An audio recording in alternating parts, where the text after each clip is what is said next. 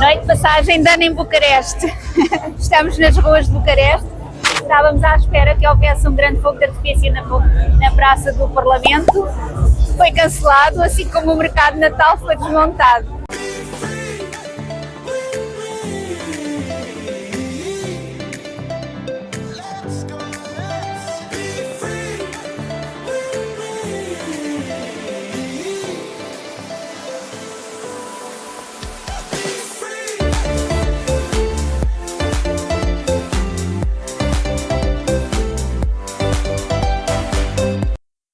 Bom dia, de Sighișoara, Roménia. Sighișoara, Roménia. Vamos deixar Sighișoara. Hoje vamos a caminho de Bucareste, ainda temos um longo dia pela frente. Uma última vista de olhos à praça de Sighișoara, à praça principal. A cidade não é muito grande, ainda está adormecida porque são 8h30 da manhã, mas nós aqui vamos, a caminho de Bucareste. A passagem de ano. Ora, ali está a Clock Tower, a dar as 8h30.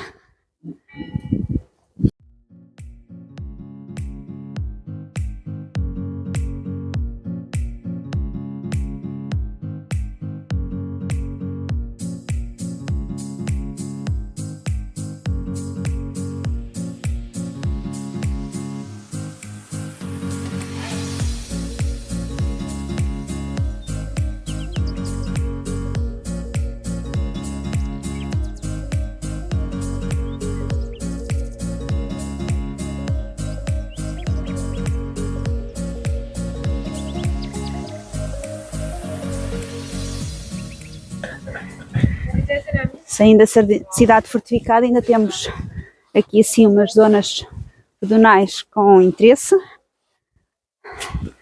Esta tem os chapéus de chuva, mas estão fechados.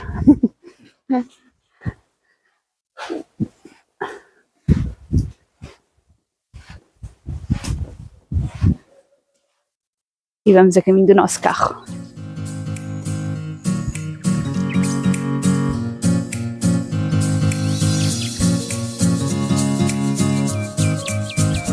Para o nosso caminho.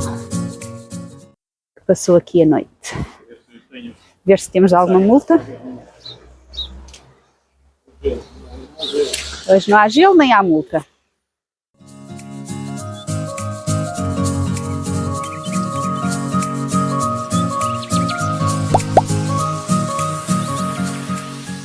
Fortaleza de Ropea. Estamos na Fortaleza de Ropea, que está construída num penhasco de basalto a 120 metros de altura. Portanto, esta fortaleza foi construída pelos saxões da Transilvânia e é mencionada pela primeira vez num documento de 1324. Esta fortaleza fica num dos sítios arqueológicos mais antigos da Roménia, tem vestígios do Paleolítico e do Neolítico. Portanto, há vestígios dos anos 5500 a 3500 a.C., foram encontrados pedras, ferramentas de cerâmica, urnas funerárias, desde essa altura. A primeira menção escrita a esta fortaleza data de 1324 e tinha o nome de Castrum cu Holm, quando os saxões revoltados contra o rei Carlos I da Hungria refugiaram-se no interior da fortaleza. E no século XIV teve um papel estratégico fundamental e era o principal ponto de ligação entre a Transilvânia, a Moldávia e a Valáquia. Do século XIII ao século XVII, a fortaleza expandiu-se como resultado do crescimento da população. E então levou a este traçado, que agora se vê que é de 3 muralhas. Atravessámos aquela primeira ali ao fundo, foi o primeiro portão que passámos. Depois este segundo muro, que é a segunda muralha, e a terceira muralha está ali em cima, bem visível este traçado. Se tivéssemos um drone, conseguia-se ver. Mas muito interessante este traçado de 3 muralhas, por acaso. Ainda na história da fortaleza, temos a peste de 1716 e foi utilizada como refúgio não para os que tinham peste, mas para os que não estavam doentes. E em 1788, novamente, como refúgio, desta vez por causa da invasão turca. A fortaleza foi finalmente abandonada em 1790, após uma forte tempestade que destruiu o seu telhado. Depois disso foi deixada em ruínas. Vamos entrar aqui assim na terceira muralha.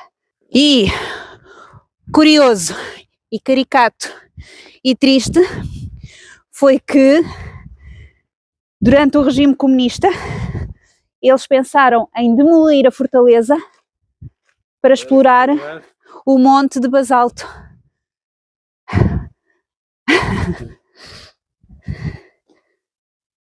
Portanto, no início dos anos 90, a fortaleza estava num estado lamentável. Só tinha uma das torres, das 4 torres, só uma é que estava em pé. E depois, claro que houve muitas tentativas de restauro, algumas foram abandonadas, até que em 2010, 2013, portanto, muito recentemente, foi-se procedido a um grande restauro daqui da fortaleza, em que as 4 torres foram novamente edificadas e restauradas algumas das casas das famílias. E agora sim, vamos concretamente entrar na fortaleza. Estamos dentro da terceira muralha. E tem uma vista espetacular. Está aí a nevoeiro. Ora, tem escadas por ali, entradas por aqui, outras escadas por além. É muito gira.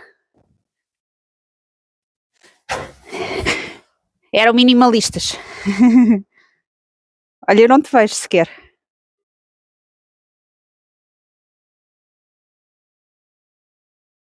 Tem uma grande vista. Muito giro.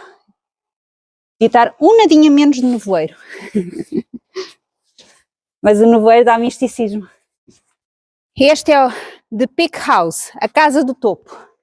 A construção está localizada no ponto mais alto da fortaleza e foi mencionada em variados documentos com diferentes nomes. The Upper Room, o quarto de cima, 1664, ou então o novo quarto, The New Room, 1792.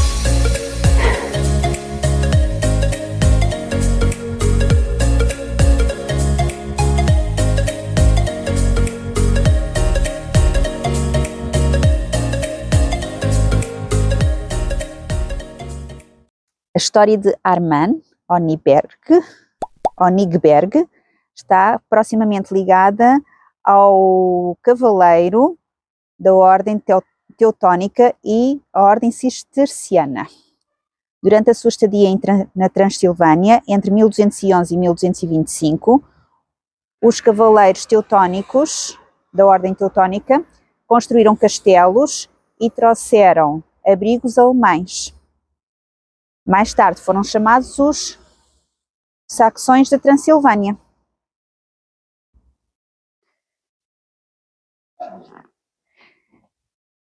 Estamos então dentro da igreja fortificada. Presumivelmente, Armand foi fundada nesse período e é mencionado pela primeira vez num documento em 1240. A igreja romanesca tem 3 alas, que existiam já em 1240, foi expandida com a influência cisterciana no ano de 1300, onde se acrescentou uma torre do sino. Devido às constantes ameaças dos mongóis e dos ataques do Império Otomano, os cidadãos de Armand começaram no século XV a construir uma fortificação à volta da igreja. Portanto, a igreja ficava no centro e construíram a fortificação. O resultado foi uma larga igreja fortificada pela metade do século XVII. Portanto, o sistema de Armand consiste numa igreja rodeada por paredes defensivas. Os mais importantes componentes da igreja fortificada são as suas enormes paredes circulares, 7 torres de defesa. Nos tempos de cerco, os seus aprovisionamentos, as suas salas de aprovisionamento, também serviam com propósitos de residência. A torre este da igreja fortificada é única. Tem uma capela integrada do século XIV, na principal parede das muralhas. Os frescos da igreja estão bem preservados. É uma igreja católica e os frescos apresentam os 3 maiores temas: o último julgamento, a crucificação e a glorificação da Virgem Maria. A meio do século XVI foi feita uma reforma luterana, com a vinda dos saxões. Portanto, as principais atrações: a igreja com o seu altar barroco, uma carpete oriental e a torre do sino. A capela com os frescos do século XV, as paredes circulares.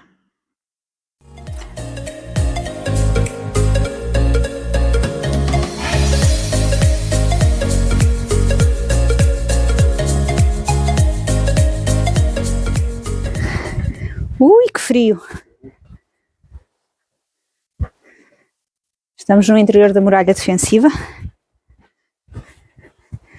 E tem aqui as pequenas aberturas para o exterior. Está coberta, devia ser coberta anteriormente também. Estamos noutra das igrejas fortificadas da Roménia. Vamos ver o que é que esta nos reserva.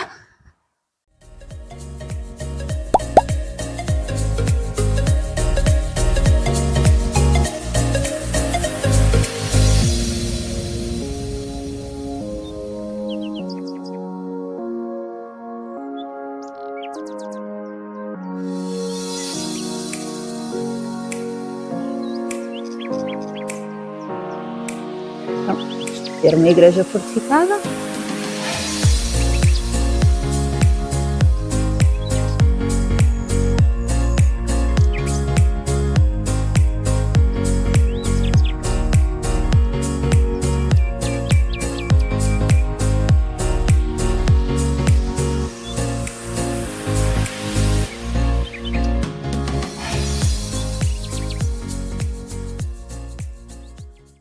Estamos agora na igreja fortificada de Presmer, que é uma igreja luterana, localizada na Transilvânia. A igreja foi fundada pelos cavaleiros teutónicos, germânicos e posteriormente assumida pela comunidade saxónica da Transilvânia. Inicialmente era uma igreja católica romana, juntou-se à luterana depois da Reforma. Esta igreja faz parte das igrejas das aldeias com igrejas fortificadas na Transilvânia, património mundial da Unesco. Esta é a igreja, portanto a igreja, à semelhança das cidades fortificadas, das igrejas fortificadas da Transilvânia, a igreja é o centro da cidade, da fortificação. No seu centro está a igreja, a toda a volta se desenvolveram os quartos. Temos aqui assim muitos quartos construídos para os refugiados, todos eles têm um número. Portanto, alguns destes quartos, além de servirem para os refugiados, muitos deles eram utilizados como para guardar provisões. E essas provisões poderiam ser guardadas no nível de baixo, ainda até ao segundo nível. Toda esta construção à volta faz parte das muralhas. Os quartos estão embutidos nas paredes. As paredes têm cerca de 5 metros de largura. Portanto, tem profundidade suficiente para albergar estes quartos. Relativamente à igreja, por volta de 1211, o rei André II da Hungria permitiu que os cavaleiros se estabelecessem em torno de Presmer, onde começaram então a construir a igreja. Após a sua expulsão em 1225, os cistercienses assumiram em 1240 a igreja e terminaram a sua obra. Quando as forças otomanas romperam a passagem de Buzau, Presmer foi o primeiro lugar que encontraram. A vila foi destruída mais de 50 vezes entre os séculos XIII e XVII, enquanto a igreja raramente foi capturada. Devido a esta posição estratégica, a igreja foi fortemente fortificada nos séculos XV e XVI. Presentemente já não existe, mas esta fortificação era rodeada por um fosso cheio de água. Vamos então à igreja.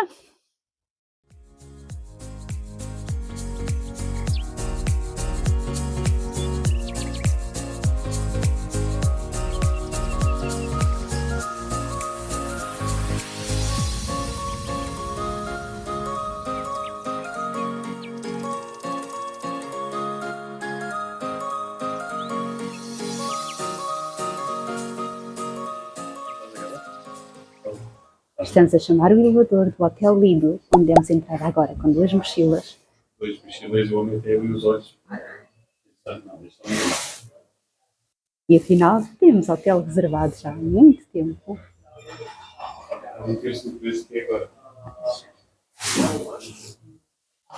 São assim os previdentes. Então, estão as pessoas.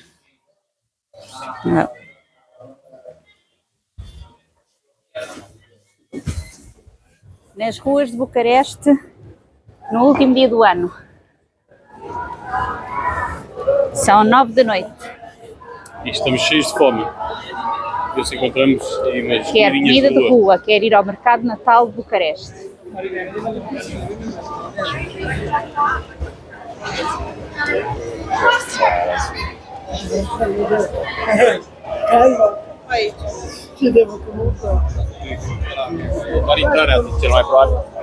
Noite de passagem de ano em Bucareste. Estamos nas ruas de Bucareste. Estávamos à espera que houvesse um grande fogo de artifício na Praça do Parlamento.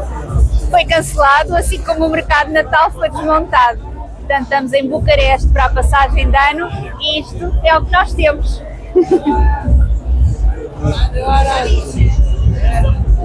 Muita gente, muito barulho. Já comemos um triste kebab. E agora vamos andar pelas ruas, assistir aos outros a fazerem a festa.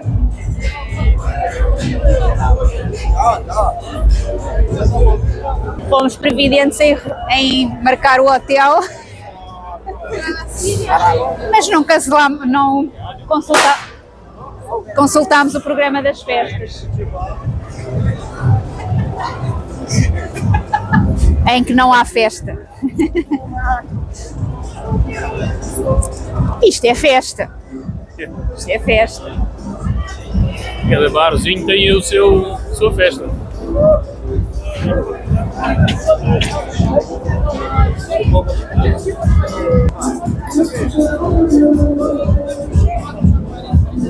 Estes estão aqui fora a filmar lá dentro. Oh.